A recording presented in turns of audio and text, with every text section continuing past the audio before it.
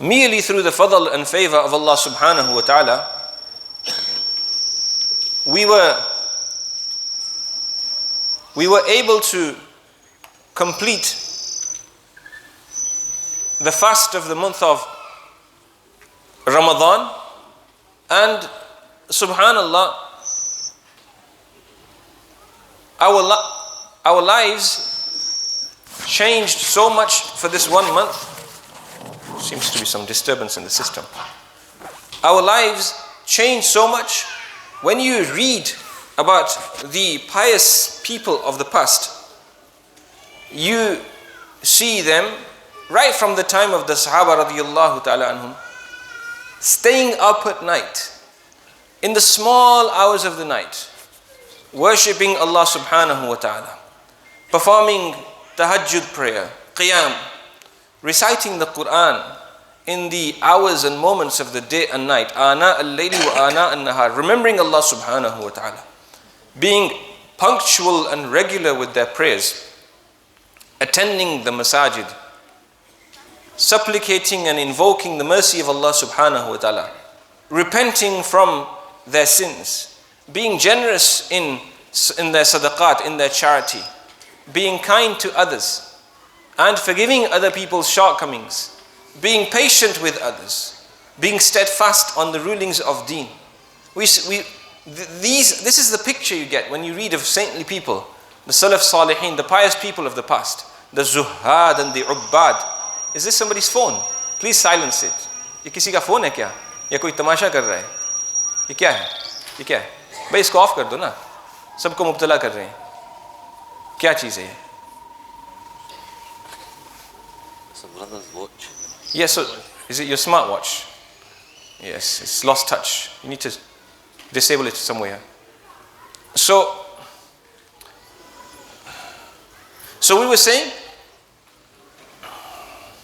talking about, if you excuse me, talking about smartwatches, they're all about measurements, aren't they? They measure your pulse rate and your heart rate. Is that correct? Yeah. Yes? So, our metrics, this is actually a good way of looking into our own lives. Looking into our own lives. If we measure how much what is our performance? How regular were we in our daily routines in Ramadan? Our ability to be regular with our salah, our fara'id, our sunan, our nawafil, our dhikr, our tilawat of the Quran, our avoidance of sins, the way we treated other people, our charity, our generosity. It's appropriate to make up a chart for ourselves. It's appropriate to write these things down. To write these things down, to make a note of them, based on your own needs. A very simple spreadsheet, a very simple chart, a very simple notebook, a piece of paper, and you scribble down the basics there. And then you establish targets for yourself. What are your objectives and goals this year? You know what people do? They take the picture of their favorite sports personality, and then they take a picture of themselves and they cut out their own head and that of that other person, and they stick their head on that person's body, and they stick that on their fridge. I'm not recommending this, okay? Because this is their fitness goal. They want to look like this person. Well, what should our goal and ambition be at a spiritual level? And these things aren't through pictures. People are getting excited these days about quote-unquote Islamic cartoons and movies of the past generated through AI relating to Islamic history. My friends, Iman and Islam and the knowledge of Deen is not in pictures. It's a nur inside your heart. You are actually meant to resemble physically those who came before you. Sirat al-ladina an'amta alayhim. Hadiyan wa dallan wa samtan. You're meant to resemble them in your walk and talk, in the way that you behave. You're meant to be an image, a spitten image of the pious people in the previous generation. You look into a person's face and you can sometimes recognize that this is the son of so-and-so, even though you've never seen the father, you've never seen the son before. You see the similarities between the two. Those are physical similarities. What about the spiritual similarities? So the point I was making is that in Ramadan, we prove to ourselves that we have that ability.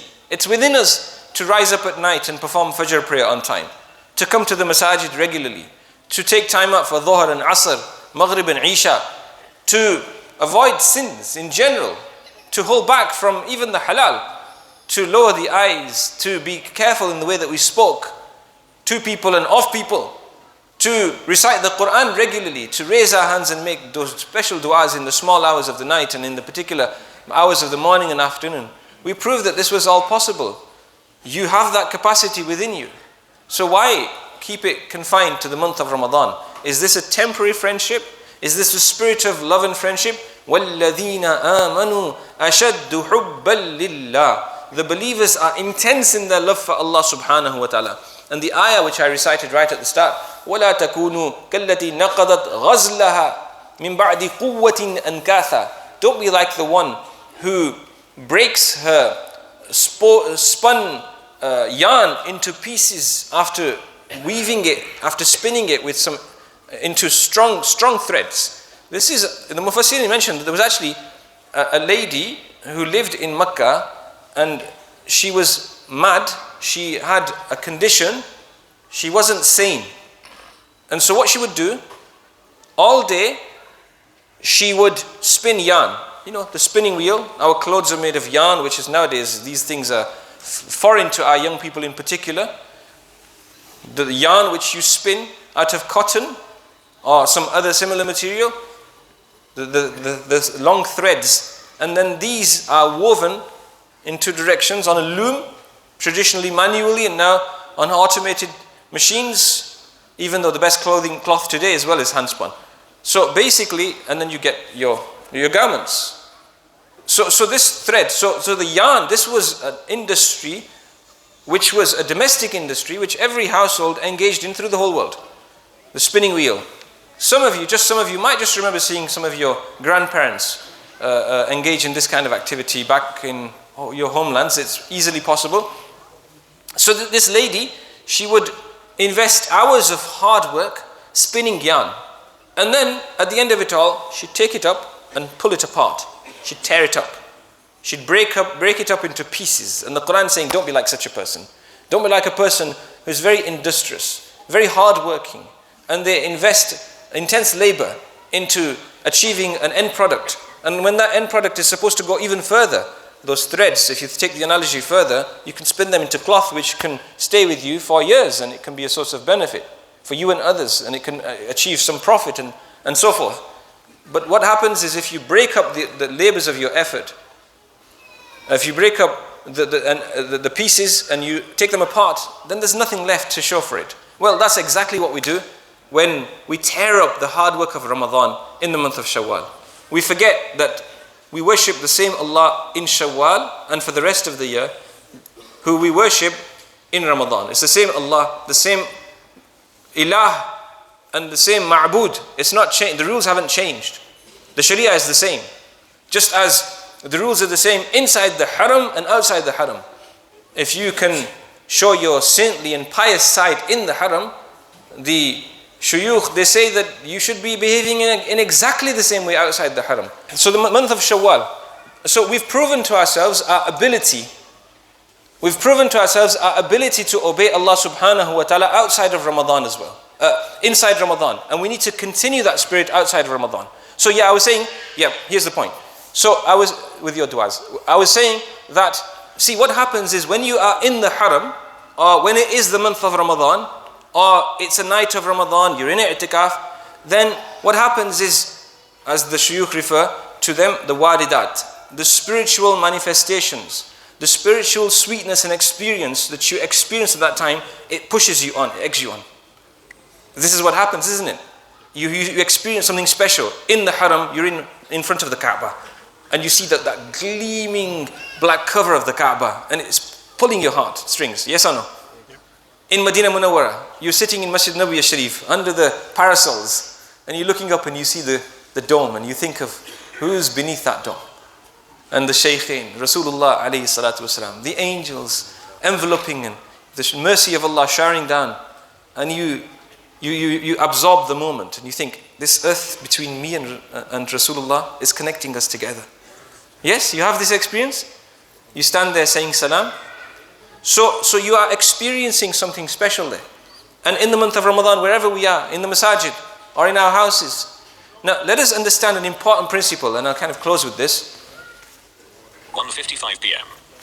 Basically, the purpose of ibadah, the purpose of worship, is not to please ourselves. Let me repeat this point. The purpose of ibadah is not to please ourselves. The purpose of ibadah is to please Allah subhanahu wa ta'ala.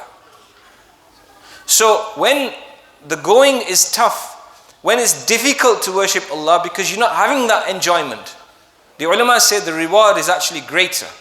Don't assume that it's going to waste. When it's harder to concentrate, when the distractions are greater, then the reward is greater. There's more mujahadah, there's more exertion. So if you are worshipping Allah to please yourself for your own pleasure, then you will only worship Allah when you enjoy the worship. And if you are worshipping Allah to please Allah, then you will worship Allah and obey Him whether you enjoy it or not. Whether you are in the haram or outside the haram. Whether it's Ramadan or it's Shawwal or any other month of the year. Whether you are in the masjid or in the marketplace. Whether you are in a public place or in a private place. You will worship Allah just the same because it's about that loyalty. It's not for me, it's for Him. May Allah subhanahu wa ta'ala grant us tawfiq. And finally, an important word. Because I think we sort of lose the point. Because it's repeated so often and we don't realize its significance. You know that you need to have wudu before you perform salah. Is that correct? Yes. We know that we need to make the intention before salah. Yes? إِنَّمَا الْأَعْمَالُ بِالنِّيَّاتِ. We know that we need to say the takbir to enter into our salah. We know that we need to face the qibla. Yes or no? Yes. But we should also know, we know somewhere in our subconscious mind, we should also know that in congregational prayer, part of the prayer is the saf, standing in a straight line and filling in gaps. Now people might be spreading their feet apart. That's a separate discussion. But they keep their shoulders apart. Why the gap between the shoulders? It's the shoulders that are meant to be touching. حَاذُوا بَيْنَ الْمَنَاكِبِ. They're meant to be aligned and they're meant to be touching. Why leave the gap in between the shoulders? Why not move forward? You've come all the way, some of you, several miles. You've gone through the traffic, you've taken time out of work, you've driven to the masjid, you've struggled to find a parking spot. Some of you may have had to park outside. Then you walked into the masjid, mashallah, all the way in, and then you sit at the back.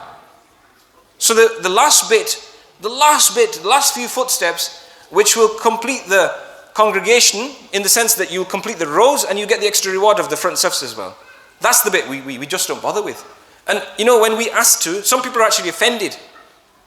Some people are a bit taller, mashallah. Yeah?